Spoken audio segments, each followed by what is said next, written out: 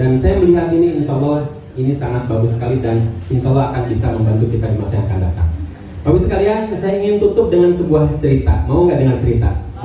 Ya, tapi jangan ngantuk ya. Saya akan tulis sebuah cerita. Dulu ada 3 orang sahabat Bapak sekalian. Yang namanya pertama adalah Acong, yang kedua adalah Joko, yang ketiga adalah Sitorus. Siapa?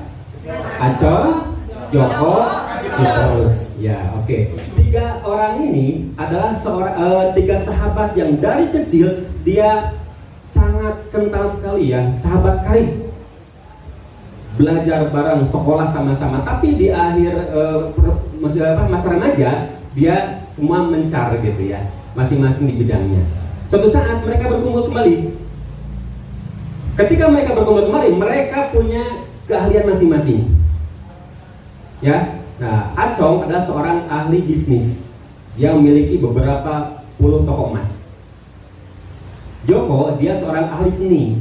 Dia bisa membuat karya seni yang sangat hebat, diakui dunia. Dia adalah seorang pematung yang hebat.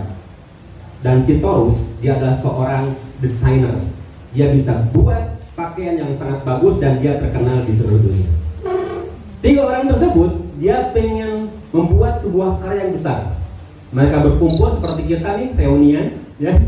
Kita bikin karya yang besar, karya yang menggegerkan dunia. Bagaimana? Setuju tidak? Setuju. Mereka setuju untuk berkumpul, membuat sebuah karya.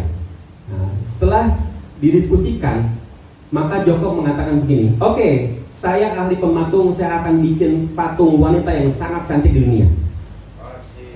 Itu kata Joko. Terus kata Sitorus, oke, kalau gitu saya juga desainer, saya akan bikin pakaian yang sangat mewah. Dan Acong mengatakan, oke, kalau gitu karena saya banyak beberapa toko emas, saya akan buatkan perhiasan yang sangat mewah. Maka waktu demi waktu dibuatkanlah karya seni yang sangat dahsyat tersebut dan jadi bagus sekali. Setelah jadi, mereka bertiga itu terbengong-bengong. Kenapa? Begitu hebatnya hasil karya mereka. Karena mereka bertiga itu masih bujangan, dalam hati mereka ada terbesit, andai saja patung yang cantik itu hidup jadi manusia. Ya, ternyata Pak ada malaikat yang lewat Pak, dikabul Pak. Jadi masalah nggak? Kenapa masalahnya? Karena mereka bertiga masih bujangan. Nah, mereka berebut ya, berdebat sampai akhirnya datang ke meja hijau.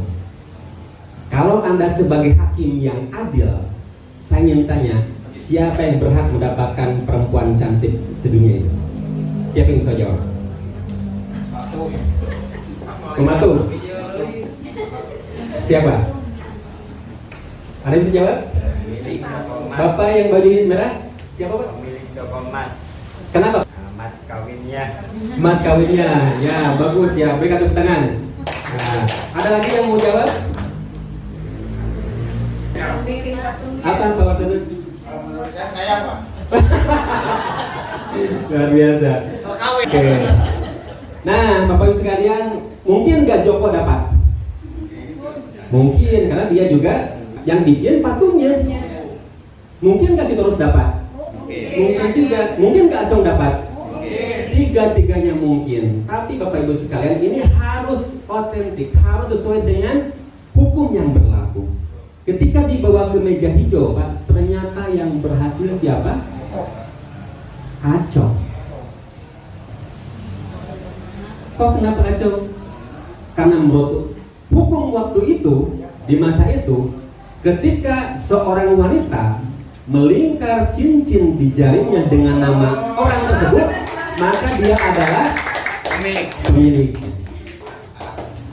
Bapak Ibu sekalian, itu adalah perempuan hayalan.